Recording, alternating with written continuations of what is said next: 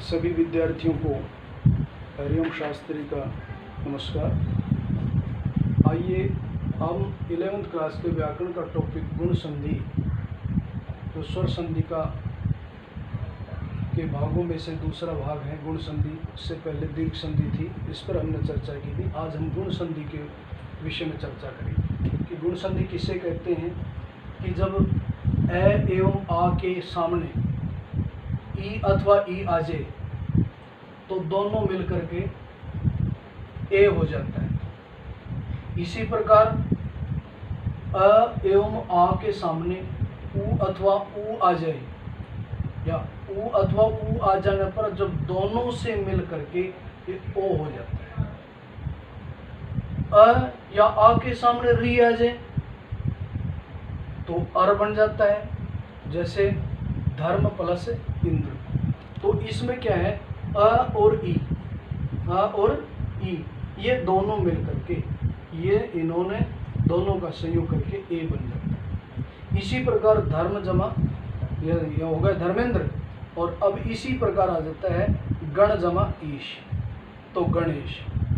अ और ई संयोग करते अर्थात अ और ई को मिलाने पर ये जो दोनों मिल जाते हैं तो ए हो जाता है, ये गणेश बन गया। इसी प्रकार सूर्य प्लस उदय, सूर्य जमा उदय, तो इधर अ है और उधर उ है। ये दोनों अ और उ मिलकर के एक नया अक्षर बना, किसको हम बोलते ओ, इसलिए बन गया सूर्योदय, सूर्योदय। इसी प्रकार आगे जो इसका उदाहरण है, एग्जाम्पल है, तो ये महाजमा उत्सव, महाजमा उत्सव, ये दोनों मिलकर के क्या होगा महोत्सव। महोत्सव कैसे बना, ये बना इधर था आ था, है में आ जाता है हा, तो हा का आ ले लिया तो आ गया इधर, और इधर उ आ गया। ये दोनों मिलकर के क्या हो गया, ये ओ की उत्पत्ति हुई, ओ बन गया, इसलिए हो गया महोत्सव, महा उत्सव, महोत्सव।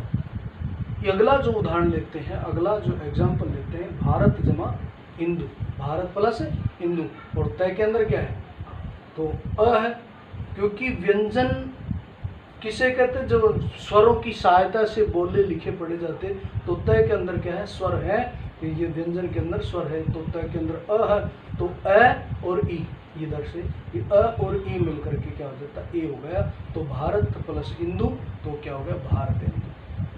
क्लियर। अब इसके आगे आ जाता है कि महाजमा ऋषि, जो हमने अर की बात की थी, ये जो अर, तो अर कैसे बना, तो इसलिए कहा महा प्लस ऋषि, तो इधर आ गया महा में आ, महा जमा ऋषि, तो आ ले लिया, इधर री ले लिया, तो इधर मिल करके दोनों क्या हो गए अर हो गए, तो क्या हो गया महर्षि।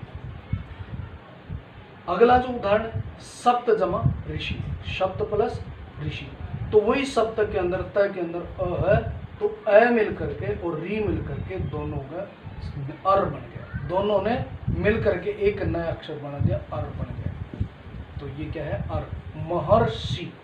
ये र हलंत है इसलिए ऊपर चल गए महर्षि। तो कहने का भाव ये है अ या आ के बाद में ई आ जाए, अ ई मिल करके क्या हो जाएगा ए हो जाएगा, अ उ मिल करके छोटा हो या बड़ा, उ हो या उ हो, दोनों मिलकर के क्या हो जाता ओ हो जाता है, और अ या आ के बाद में री आ जाए तो क्या अर हो जाता है। तो इस प्रकार इसको हम क्या कहते हैं गुण संधि। तो गुण संधि इसलिए है इको गुण वृद्धि अनेक गुणा, एक सूत्र है, सूत्र के आधार से भी हम चलते हैं। तो आइए, तो यहाँ तक हमने पढ़ा गुण संधि, और इसके आगे हम पढ़ेंगे कि इसको बोलते हैं वृद्धि संधि, कि वृद्धि संधि किसे कहते हैं। वृद्धि संधि की चर्चा अगले टॉपिक में करेंगे, आगे कल करेंगे।